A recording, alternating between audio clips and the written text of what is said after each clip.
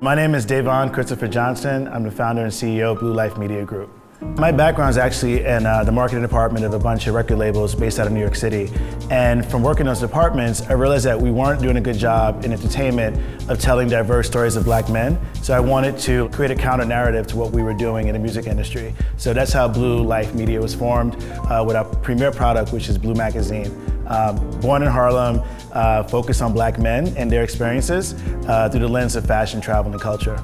The early days of the pandemic were tough because we tell stories, right? We tell stories of local creatives, local businesses, women and men of color. And as the pandemic was like ramping up and businesses were closing, that's our content, right? So if Main Street fails in black communities, then we fail also because we don't have stories to tell anymore. I was faced with closing the doors of the business of our office and potentially having to lay all of my employees off.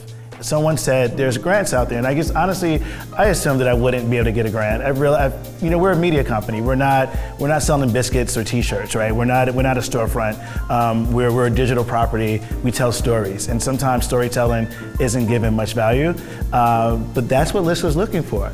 I think what's most important for Black-owned small businesses is acknowledging they exist.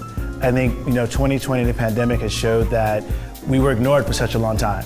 Right, so giving us the proper support, so hopefully this type of thing never happens again, this type of crisis never happens again, but knowing that we need support from the beginning to the end, not just in the middle of a crisis, and yes, grants help, and acknowledgement and profiles help, but having actual infrastructure to help us survive and thrive. We are the backbone of so many people who have jobs.